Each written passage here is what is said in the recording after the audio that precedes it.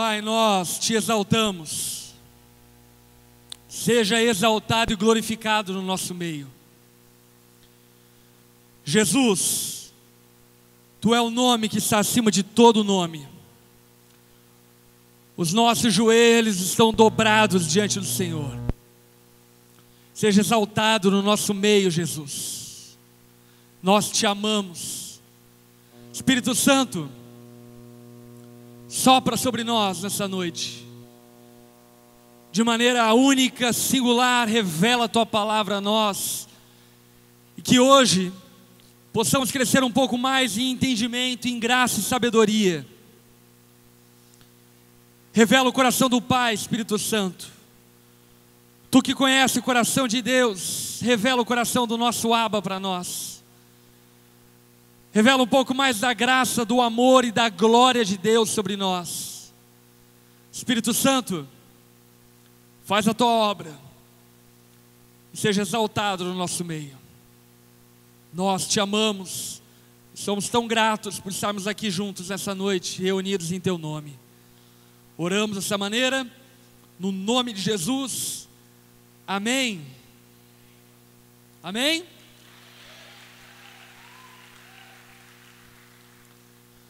A Bíblia começa em Gênesis capítulo 1, versículo 1, dizendo: no princípio criou Deus os céus e a terra.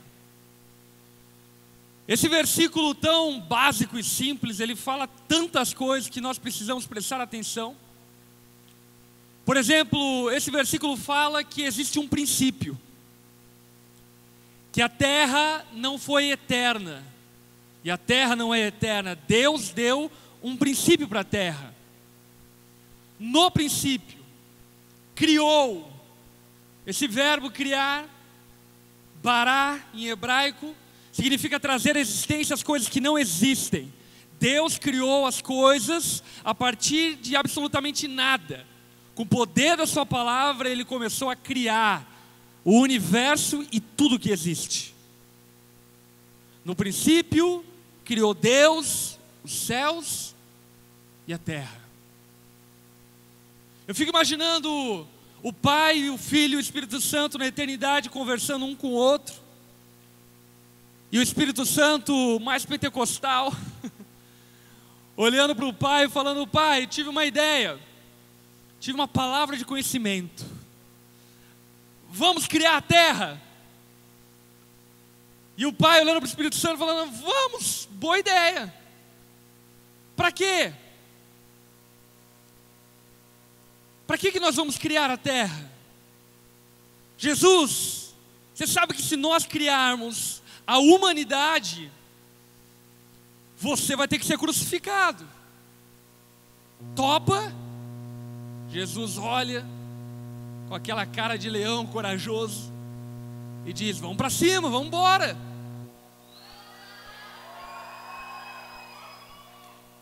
Então a terra passou a existir. Deus trouxe à existência todas as coisas. E por qual motivo Deus criou todas as coisas? Por qual motivo Deus criou os céus e a terra? Por qual motivo Ele nos criou? Por qual motivo Ele fez tudo? Resumidamente, nós podemos afirmar biblicamente que Deus criou tudo para louvor da sua glória. Deus criou tudo para a sua glória. Deus criou absolutamente tudo para a sua glória. O salmista fala que as estrelas declaram a glória de Deus. Na conversa de Deus com Jó, diversas vezes Deus vai falando para Jó que Ele criou tudo, que os rios correm pela autorização dEle, que os peixes nadam, os pássaros voam, porque Deus criou tudo para a sua glória.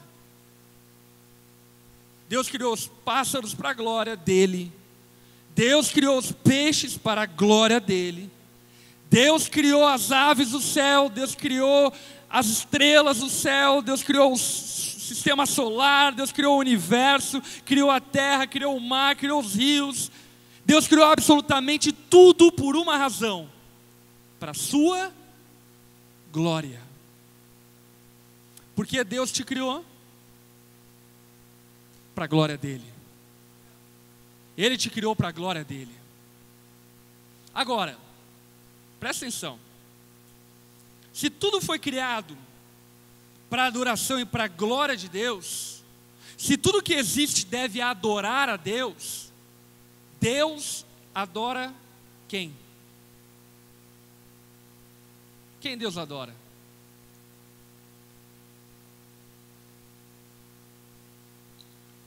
O pensamento dos nossos dias, influenciado por um humanismo patológico,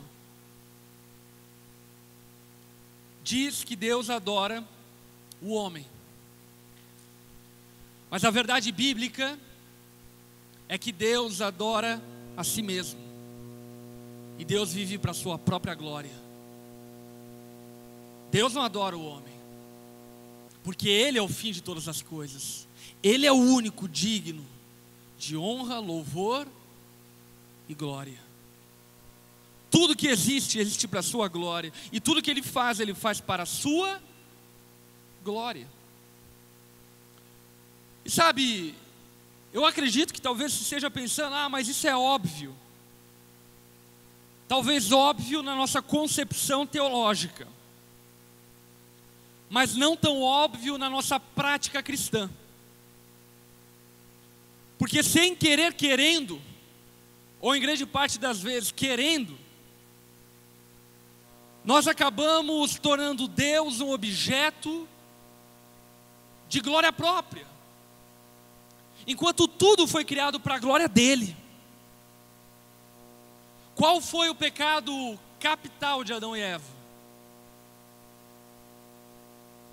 O pecado capital de Adão e Eva foi a destituição da glória de Deus. Por que Adão e Eva foram destituídos da glória de Deus? Isaías 42:8. Deus não divide a sua glória com ninguém. O que Adão e Eva queriam? A glória de Deus.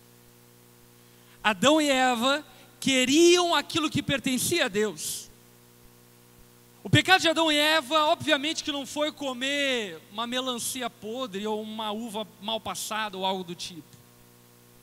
O pecado de Adão e Eva estava nas entrelinhas da tentação da serpente.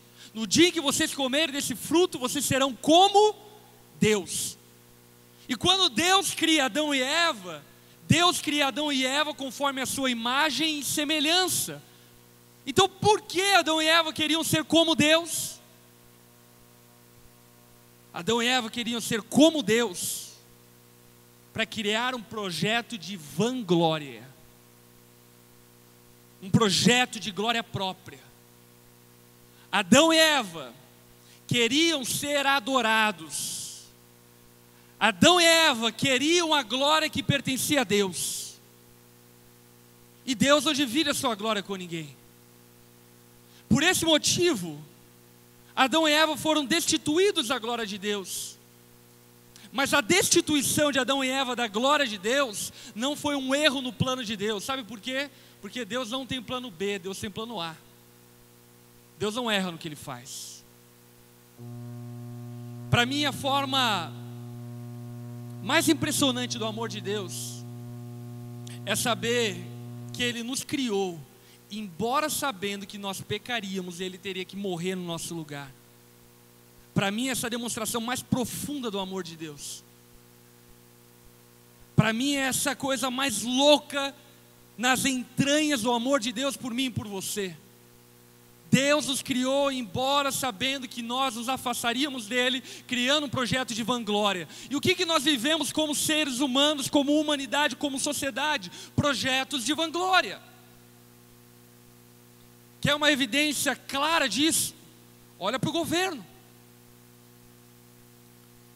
O governo, e de maneira ainda talvez mais expressiva no Brasil, faz projetos, pontes, hospitais, que nunca vão ser usados.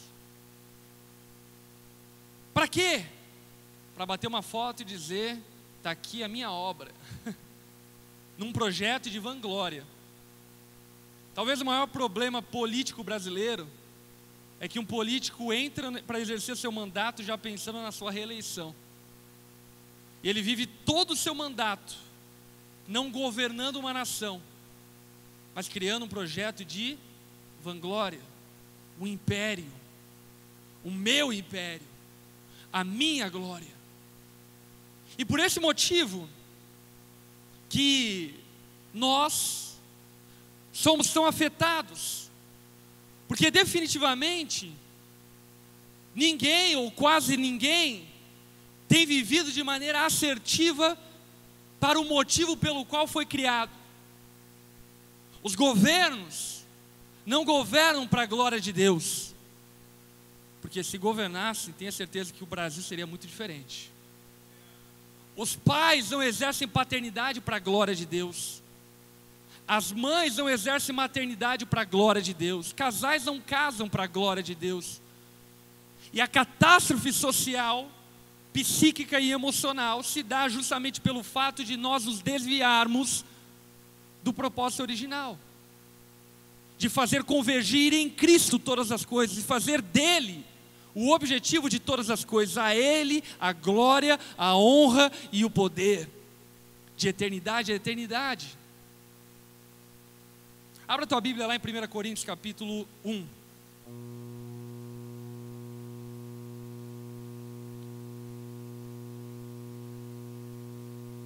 Primeiro aos Coríntios capítulo 1.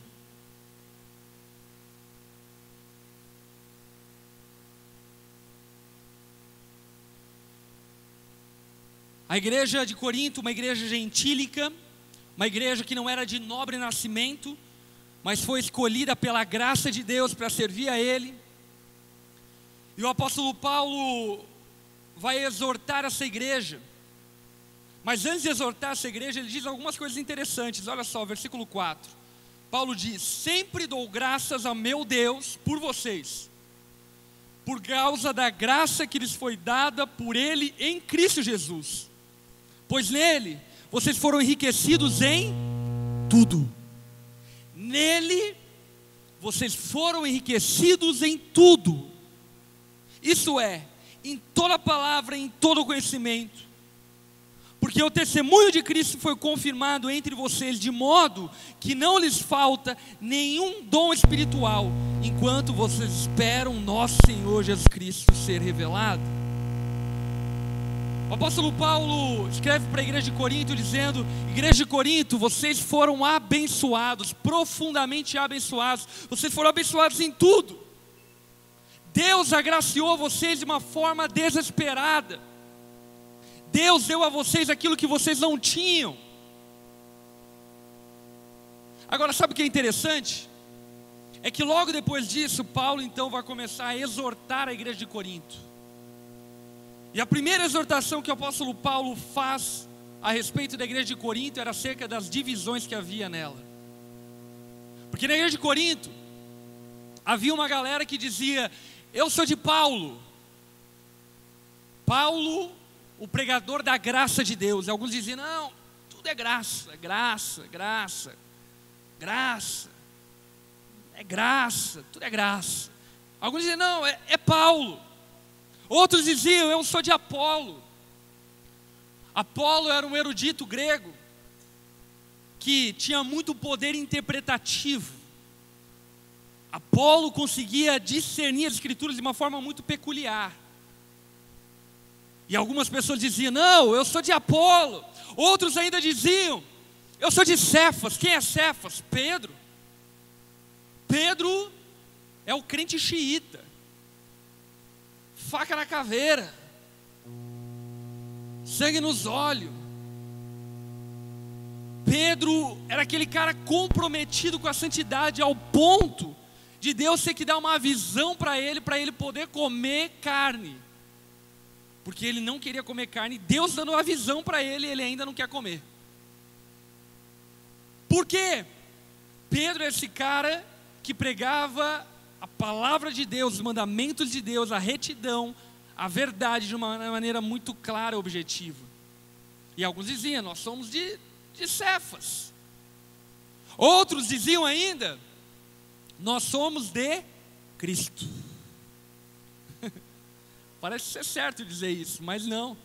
Cristo é o cabeça de um corpo. Não tem como ser de Cristo sem não ser do corpo. Se você é de Cristo, você é de Paulo, você é de Apolo, você é de Cefas, você é do João, da Maria, você é do Bernardo, você é de todo mundo. E alguns diziam, não, meu compromisso é com Cristo. E aí então Paulo vem e passa uma foice em todo mundo e diz, quem é Paulo? Quem é Apolo? Quem é Cefas? Quem vocês pensam que são? Vocês não entenderam a dimensão do corpo. Sabe, vocês estavam destituídos da glória de Deus. Deus resgatou vocês, os aproximou. E agora, dentro da igreja, vocês estão copiando a mesma coisa. Fazendo patotinhas de vanglória. Fazendo partidos, facções dentro da igreja. Mais uma vez, se vangloriando e criando projetos de glória própria. Olha só o versículo 26. Irmãos, pensem no que vocês eram quando foram chamados. Por um segundo, feche seus olhos aí. E lembra do dia da tua conversão. Ou melhor, uma semana antes da tua conversão, o que você estava fazendo? Quem que você era? Uma semana antes da minha conversão, eu estava ouvindo Racionais MCs, fumando maconha, não indo para a escola. Uma semana antes da minha conversão, esse era o retrato. Talvez você riu da minha desgraça, né? Mas quem era você? Quantas irmãs piriguetes outrora estão no nosso meio? É ou não é? Quanta gente perversa, corrompida, maldosa, com pensamento espúrios, sujos, depravados. Quem nós éramos quando Cristo nos chamou? Quem você era? Paulo vai dizer acerca da igreja de Corinto, ele diz, poucos eram sábios. A maioria era tudo burro. É ou não é?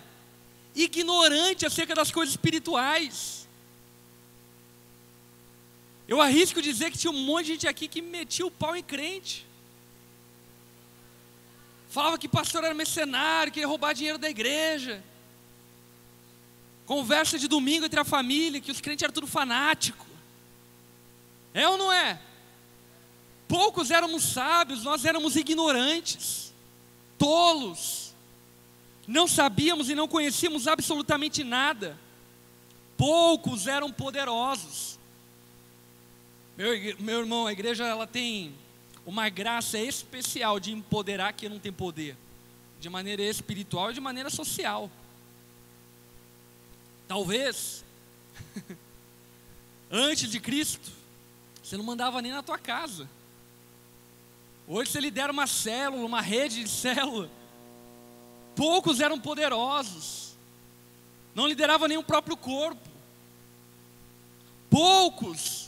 Pouquíssimos eram de nobre nascimento. Tudo favela. Poucos eram de nobre nascimento. Essa é a realidade de grande parte de nós. É ou não é? Esses éramos nós. Mas Deus escolheu o que para o mundo é loucura, para envergonhar os sábios.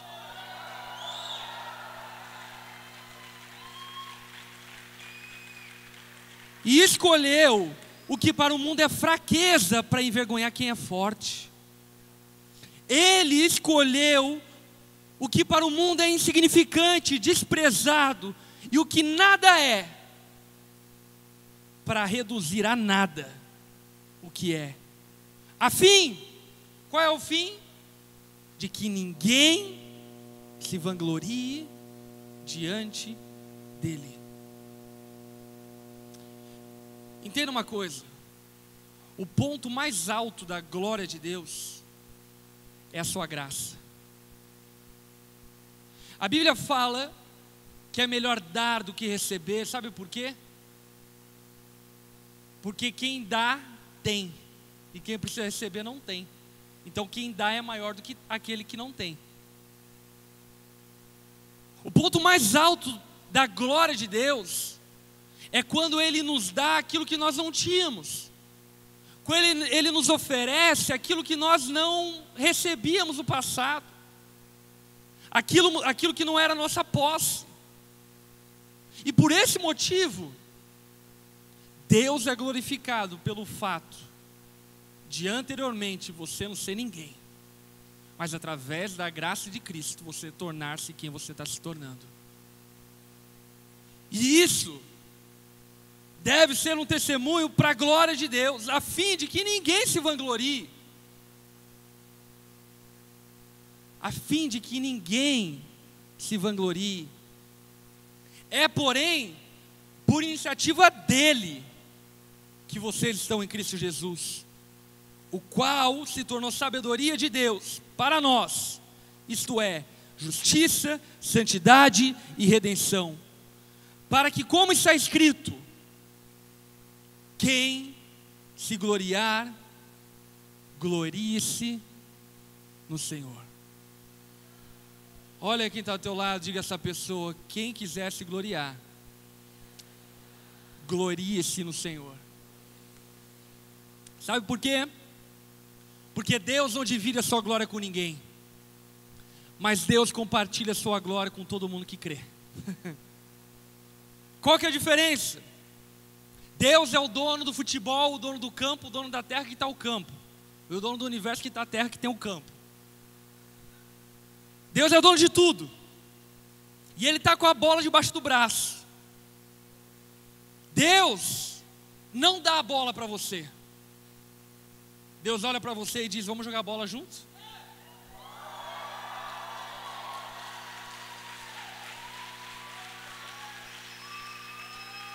O prazer e a glória de Deus é repartir e compartilhar a glória dele conosco.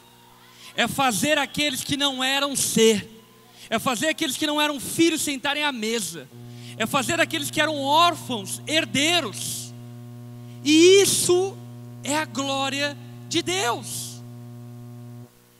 Mas o fato inequívoco que nós não podemos perder de vista é que o fim ainda continua sendo a glória dele. Quer ver algumas coisas para você entender isso de maneira mais apropriada? João capítulo 9, Jesus ele está andando e ele encontra um cego de nascença. Os discípulos, seres humanos limitados como eu e você, chegam para ele e perguntam: Jesus, quem que pecou? Causa e efeito. Quem que pecou para que ele nascesse cego? Os discípulos perguntam por que ele nasceu cego. O pai pecou ou ele pecou? Por que ele nasceu cego? Presta atenção aqui. Deus não está muito interessado em responder o porquê das coisas. Ele está interessado em responder o para quê das coisas. Aquilo que Jesus responde para os discípulos dele é: ei, não importa. Não importa por que ele nasceu cego. Importa para que ele nasceu cego. Sabe para que ele nasceu cego? Para que a glória de Deus se manifeste na vida dele. Para que a glória de Deus se manifeste. E talvez você pense que a glória de Deus só pode ser manifesta através de uma cura. E amém, Deus é glorificado pelo fato de um cego que não enxergava passar a enxergar. Mas vamos e venhamos que Deus também é glorificado pelo fato, por exemplo, de um cego que não enxergava, continua não enxergando e ainda assim é mais feliz do que aqueles que têm 2 olhos. Deus é glorificado pelo fato de esse cego ter uma satisfação e uma alegria que nenhuma outra pessoa tem, porque no fim das coisas não tem a ver com curar, mas tem a ver com a glória de Deus. Tiago capítulo 4, Tiago diz o seguinte: ei, vocês desejam, vocês cobiçam, vocês guerreiam e não tem nada. Sabe por que não tem? Tiago responde: primeiro, porque não pedem. Olha que coisa interessante. Primeira dica que Tiago nos dá é que nós não temos porque não pedimos ao nosso Pai. Porque se nós pedíssemos ao nosso Pai, o nosso Pai, que nos ama de uma maneira superior a um pai terreno, nos daria coisas ainda melhores que um pai terreno pode dar. Vocês não têm porque não pedem. E ele complementa o pensamento dizendo: ei, e lá as raras exceções quando pedem, sabe, lá de vez em quando vocês pedem, quando vocês oram, bem de vez em quando, sabe, lembra aquela vez? Então, quando raramente vocês pedem pelos motivos errados, para gastarem com seus próprios prazeres e desejos. Vocês pedem para mim coisas para a sua própria glória, porque se vocês pedissem coisas para a minha glória, eu concederia. É isso que Tiago está dizendo. E sabe de uma coisa? Eu fico extremamente emburrecido e entristecido quando eu oro, peço alguma coisa para Deus e Ele não faz o que eu pedi para que Ele fizesse. Mas sabe por que eu fico entristecido? Porque eu percebo o quanto meu coração está desviado da glória de Deus. Porque se meu coração tivesse alinhado com a glória dEle, eu não tenho dúvidas, bíblica e teológica e prática e empírica, que Ele faria o que eu estou pedindo a Ele. Porque Deus, Ele tem um compromisso com a sua glória. Presta atenção aqui. Deus não cura cegos. Deus manifesta a sua glória. Deus não abre o mar vermelho. Deus manifesta a sua glória. Deus não faz um pobre prosperar. Deus manifesta a sua glória. A finalidade não é o bem-estar humano. A finalidade é a glória de Deus. A finalidade não é a transformação de uma nação. A finalidade é a glória de Deus. E eu penso que muitas vezes nós estamos fazendo o que é certo, mas com a finalidade, com o objetivo errado. Olhe para Moisés e perceba isso. Moisés queria libertar o povo hebreu do Egito. Coisa certa? Sim. Mas com qual finalidade? De libertar o povo hebreu do Egito. Aí então ele deu uma de Che Guevara, de Marighella, de revolucionário, tentou libertar o povo hebreu do Egito na força do braço, não deu certo, saiu foragido do Egito, foi para o deserto para aprender o motivo pelo qual ele deveria libertar o povo hebreu do Egito. Sabe qual era o motivo? Não era para libertar o povo da escravidão, era para que a glória de Deus se manifestasse. Porque Deus não tem compromisso conosco, Ele tem compromisso com a sua glória. Deus, Ele adora a si mesmo, Ele glorifica a si mesmo. E quando nós nos comprometemos com a glória dEle, Ele é glorificado através da nossa vida, ao fato de nos abençoar e dar aquilo que nós não merecemos. Moisés volta do Egito, e agora com um coração completamente diferente. Qual que é o coração de Moisés ao voltar do deserto? Eu quero que Deus seja glorificado. Ele lança 10 pragas contra o Egito. Essas 10 pragas, cada praga atentava contra um falso deus do Egito. Por quê? Porque Moisés queria manifestar a glória do único Deus criador dos céus e da terra. Quando Davi vai enfrentar Golias, você acha que Davi vai enfrentar Golias porque ele não gostou de Golias? Não, Davi chega no acampamento e vê Golias afrontando o Deus de Israel. E Davi fala: não. no meu beco ninguém fala mal de Deus não. Quer saber? Eu vou cair para cima desse gigante. E ele vai para cima do gigante sem nenhuma armadura, com 5 pedras, um pitoco, um pirralho. Mas ele vai para cima do Golias com um compromisso. Qual compromisso? Manifestar a glória de Deus. E sabe o que eu quero dizer? Que nós somos crentes bonzinhos.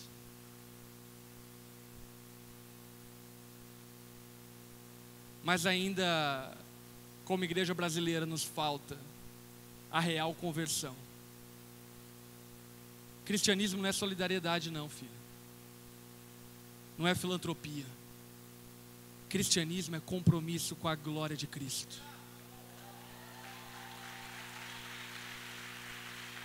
Se Deus vai ser louvado dando comida para pobre, vamos dar. Mas para que Ele seja glorificado. O objetivo não é alimentar pobres. O objetivo é glorificar a Deus. Se Ele vai ser glorificado no meu namoro, então vamos namorar. Se não vai, então nem namora. Porque o objetivo não é namorar, é glorificar a Deus. Se Ele vai ser glorificado no meu casamento, então eu caso. Mas se Ele não for, então nem caso. Prefiro ser celibatário. Porque o objetivo é glorificar a Ele. E sabe o que eu penso? Eu penso que nós somos uma geração que corre atrás de milagres. Mas Deus está chamando uma geração que os milagres corram atrás deles. E sabe qual é essa geração? É uma geração comprometida única e exclusivamente com a glória de Deus. Pouco importa a minha vida, pouco importa o que eu sou. Eu aprendi a ser feliz tendo pouco, tendo muito, tendo fartura, não tendo, eu estou bem. Por quê? Porque eu estou glorificando a Deus em tudo, em todo o tempo. Se eu estou preso lá com Silas, eu estou louvando a Deus. Se eu estou sendo apedrejado, eu estou louvando a Deus. Por quê? Porque o meu motivo de viver, o meu propósito, a minha razão, não é ter uma existência bacana, mas é glorificar a Deus em tudo que eu faço. É dar glória a Ele em absolutamente tudo que eu faço. Quer ver? Deixa eu ser prático. Esse ano, final do ano, eu completo 10 anos de casamento. Diz assim, glória a Deus. É só pela glória dele mesmo. E para a glória dele. Eu casei quando eu tinha 19 anos. Me converti com 17 anos. Vivi uma adolescência extremamente vida louca. Então eu me converti, e quando eu me converti eu falei, mano, você é celibatário, você é missionário na África. E aí então Deus olhou para mim e falou, não, você não vai dar conta. Vou te dar uma mulher. Eu lembro até hoje que eu estava na igreja, e eu estou sendo franco com você, meu coração não estava desejando namorar de forma alguma. Eu queria ser xiita, crente, maluco, sabe? Meio franciscano. Essa que era a minha ideia. E aí eu lembro que eu estava encostado na igreja e de repente entra a Lari, que hoje é minha esposa, e eu olhei para ela, meu amigo estava do meu lado e Deus falou claramente no meu coração, Ele me deu uma palavra de conhecimento. Eu disse para ele, eu vou casar com essa menina. Foi a primeira vez que eu vi ela. Naquela semana ela veio dar em cima de mim no Orkut. Ela me deu uma cutucada no Orkut.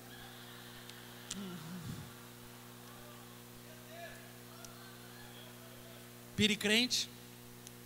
Não, era propósito, desígnio de Deus.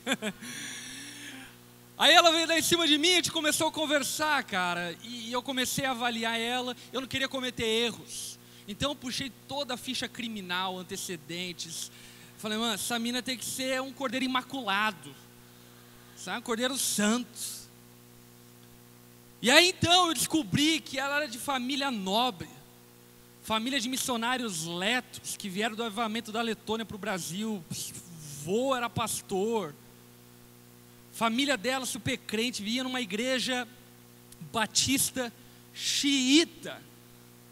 Sabe? Uma igreja que era pecado bater palma. Eu falei, é com essa menina que eu tenho que casar, irmão. Eu tenho que casar com uma menina louca de crente. Eu lembro uma vez que ela chegou na igreja, estava andando de skate em cima do palco, ela olhou para mim e falou, Felipe, por que você está profanando o altar? Eu falei, essa é a mulher de Deus. era virgem, nunca tinha namorado com ninguém. Eu falei, é com essa que eu vou casar, é um anjo. Casei.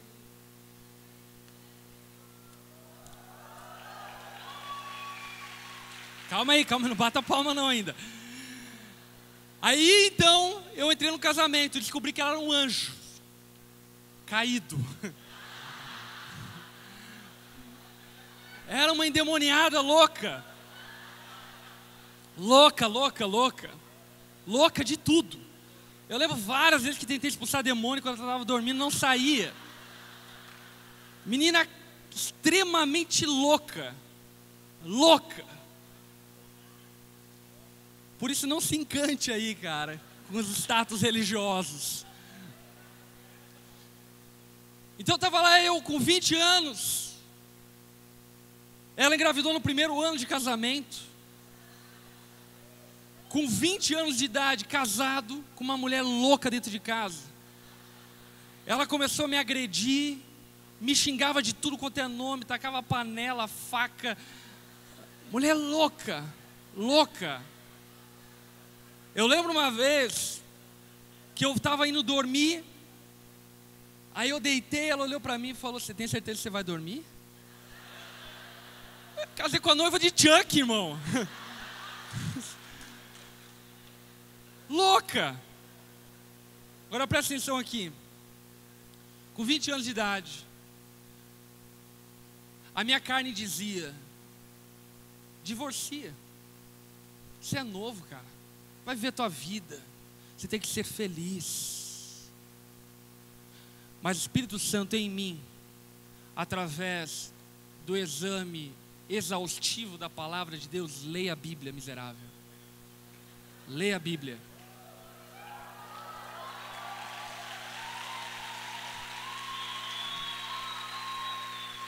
O Espírito Santo falava para mim de maneira muito clara: você não casou para a sua glória, você casou para a glória de Deus. E a minha carne dizia, pula fora. Mas o Espírito Santo dizia para mim, não, você não entendeu? Que eu chamei você para amar sacrificialmente a sua esposa. Você não foi crucificado ainda. Quase, mas não foi. Segundo ano de casamento, nós descobrimos que ela tinha depressão e transtorno bipolar.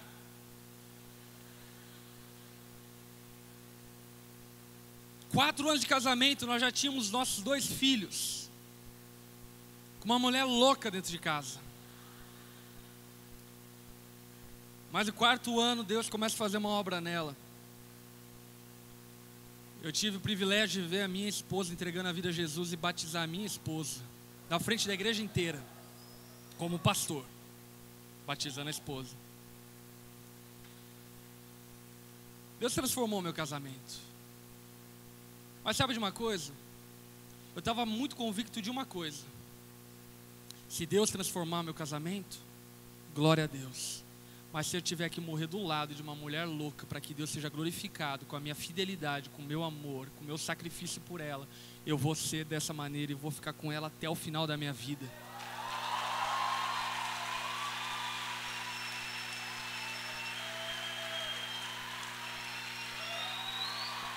Sabe por quê? Porque não tem a ver com a minha glória, tem a ver com a glória de Deus.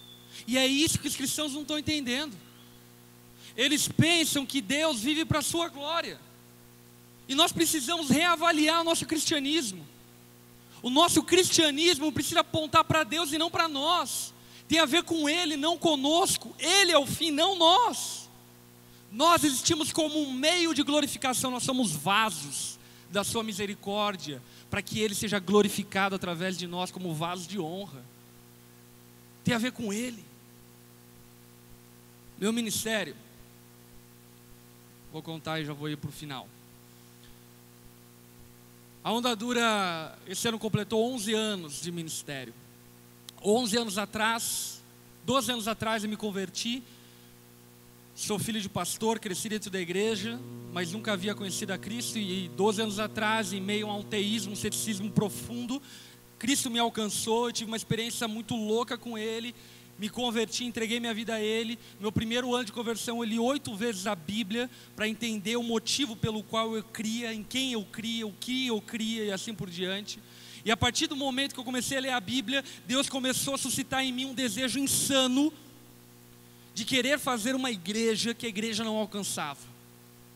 De querer fazer um grupo de pessoas, para alcançar um grupo de pessoas que a igreja não alcançava. E foi o que começou a acontecer. Centenas e centenas de pessoas começaram a se converter, nós começamos a batizar pessoas. Enfim, a Onda Dura ela foi crescendo no underground da cidade. E de repente nós éramos 1000 e tantas pessoas já. Como Jesus, enfim, começou o ministério na Baixa Jerusalém, depois foi para a Cidade Alta. Então nós fomos para a Cidade Alta e de repente as pessoas começaram a perceber aquilo que nós estávamos fazendo na cidade. E quando isso começou um problema muito grave. Obrigado. Começou um problema muito grave. Por quê? Porque a gente começou a ser perseguido de maneira severa. Eu fui processado 4 vezes. Uma vez por apologia ao crime, outra vez por apologia ao sexo, outra vez por perturbação pública e outra vez também por perturbação pública. As 4 vezes o juiz indeferiu como perseguição religiosa. Mas diante disso, eu olhava para mim e falava: o que eu estou fazendo aqui? O que eu estou fazendo no ministério? Charles Spurgeon dizia que qualquer pastor bem-sucedido seria um empresário bem-sucedido, e eu concordo muito com ele. Eu sabia que se eu quisesse viver secularmente, seria muito bem-sucedido, próspero, rico. Mas Deus havia me chamado para o ministério. E sabe, tem muita gente que pensa que o chamado para o ministério é uma coisa feliz. Não, quando eu fui chamado para o ministério, eu chorei compulsivamente durante uma semana. Porque eu entendi que eu estava sacrificando a minha vida. Eu estava abrindo mão dos meus sonhos, dos meus desejos, de tudo que eu queria, da minha glória. Então eu fui para o ministério.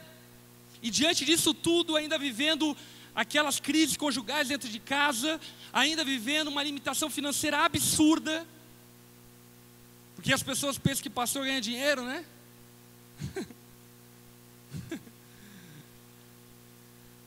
Eu não morava na periferia da cidade, eu morava na zona rural da cidade. Sabe, depois da periferia tem a zona rural, lá que eu morava. Eu morava num bairro de Joinville, em que volta e meia as pessoas eram esquartejadas, parecia uma cabeça em balde do vizinho, enfim. Era terrível o lugar que eu morava. Ainda, além do mais, que era uma Veneza da favela, quando chovia alagava tudo. Entrava na casa com caixa da água. E eu era já pastor de uma igreja de mais de 1000 pessoas. Claro, predominantemente jovens, então não tinha condição nenhuma. Meu salário era de R$1.200. E vivia tudo aquilo, sendo perseguido, sendo afrontado, movimento feminista, movimento LGBT, começaram a fazer ameaça de morte, enfim. Minha vida estava um caco, e a minha carne dizia o quê? Pula fora. E o que o Espírito Santo dizia? Você não vive para a sua glória, você vive para a minha glória. E se para ser glorificado você tenha que ser perseguido, que assim seja. Se é para a minha glória que você enfrente o que vai enfrentar, que seja assim. Porque o teu compromisso não deve ser com o teu bem-estar, porque eu não tenho compromisso com o teu bem-estar, eu tenho compromisso com a minha glória. Glória a Deus que Ele quis derramar a graça dEle. Enfim, esse tempo passou. E é muito interessante ver o que Deus fez. Hoje a Onda Dura é um ministério de milhares e milhares de pessoas. Temos 17 igrejas implantadas pelo Brasil inteiro. Os prefeitos da cidade, deputados, vão tudo lá pedir oração na minha sala, pedir conselho. Eu, moleque tatuado de 29 anos, mega empresários, vêm conversar comigo. Para quê? Repete comigo. Para a glória de Deus. Não tem a ver comigo.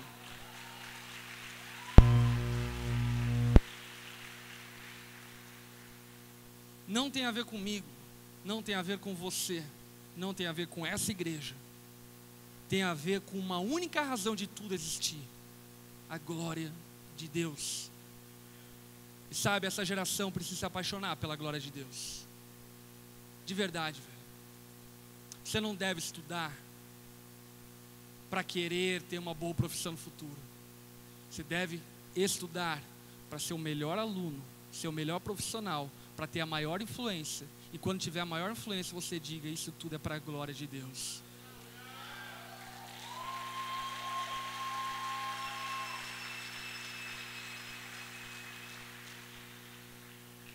Sabe, nós precisamos nos comprometer com a glória de Deus em tudo que fazemos. Você precisa ter a melhor família, não para ter uma melhor família, mas para que Deus seja glorificado através da tua família. Sabe, eu esbanjo mesmo, falo da minha família, falo que meus filhos são lindos, porque são lindos mesmo. Meu filho é crente demais, mais crente que eu. Minha esposa é maravilhosa, é uma mulher incrível. Sabe, que abre mão de muitas coisas para que Deus seja glorificado através da nossa família. E eu falo mesmo, sabe por quê? Porque não tem a ver conosco, tem a ver com a glória dele. E sabe o que eu penso? Eu penso que nós não recebemos porque não pedimos. E quando pedimos, pedimos pelos motivos errados, para a nossa glória. E no nome de Jesus, essa noite, Deus está te chamando para se comprometer com a glória dele e não com a sua glória. Não com o teu bem-estar, com a glória dele, com o louvor dele. Tem a ver com o nome dele. O nome dele é o nome acima de todo nome. E se o nome dele, para ser conhecido por todos, tenha que acontecer como aconteceu lá na época, no tempo dos martírios, que assim seja. Que assim seja. Se, para Deus ser glorificado, eu tenho que ser lançado como Sadraque, Mesaque e Abidnego em uma fornalha, que assim seja. E quando estiver na fornalha, eu vou cantar: deixa queimar, deixa queimar.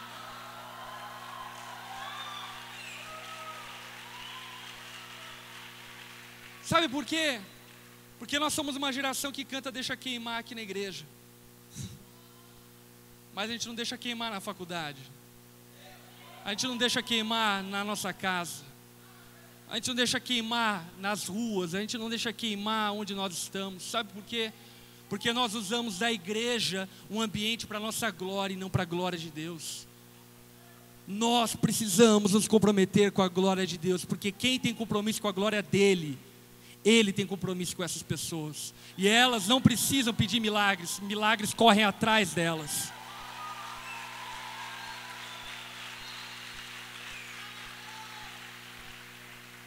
Baixe tua cabeça, feche seus olhos, eu quero orar rapidamente com você.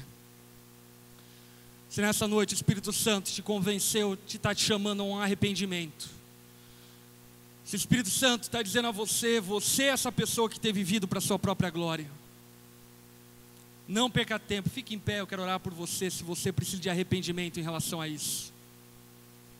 Se nessa noite você quer dizer a Deus: Deus, eu entendi, eu sou vaso de honra. Não tem a ver comigo, tem a ver contigo. Deus, eu me comprometo com a tua glória e não com a minha glória. Eu me comprometo com o teu nome e não com o meu nome.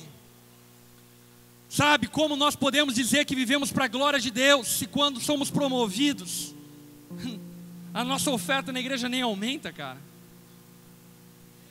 Como a gente pode dizer que vivemos para a glória de Deus, se o nosso Facebook e Instagram está recheado de glória própria e não de glória para Deus? Como nós podemos dizer que vivemos para a glória de Deus, se lá no teu trabalho, outra pessoa tem que evangelizar os amigos que estão sentados do teu lado? Nós precisamos despertar e entender o real motivo de seguirmos a Jesus. E o motivo não é nós, o motivo é Ele. Porque tudo veio dEle, subsiste por meio dEle e precisa voltar para Ele. Ele é o alfa, Ele é o ômega. Dele é a glória para todos sempre, todos sempre, todos sempre. As estrelas adoram a Ele, os pássaros adoram a Ele. E eu e você somos convocados por Deus nesses dias para vivermos para a glória dEle. Para a glória dEle. Quando as lutas e adversidades vierem na sua vida, glorifique a Deus. Dê graças a Deus em todo o tempo. Se alguém chegar para você e dizer: ei, por que você persevera no teu casamento? Diga a essa pessoa: para que Deus seja glorificado no meu casamento. Eu não casei para mim, eu casei para Deus. Eu não estudo para mim, eu estudo para Deus. Eu não vivo para mim, eu vivo para Deus e para a glória dEle. Levante sua mão do seu lugar. Repete comigo essa oração, se você concorda, e depois eu quero orar por vocês. Diga assim: Senhor Jesus, me perdoe todos os momentos que eu usei você para a minha glória. Jesus, eu me arrependo diante do Senhor, e nessa noite eu confesso que toda a glória é tua, que toda a minha vida é para a tua glória. O meu comer, o meu beber, o meu dormir, o meu levantar, o meu caminhar, o meu descansar, a minha pobreza, a minha riqueza, a minha doença e a minha saúde, tudo é para a tua glória e para o teu louvor. Seja exaltado através da minha vida, no nome de Jesus, amém. Jesus,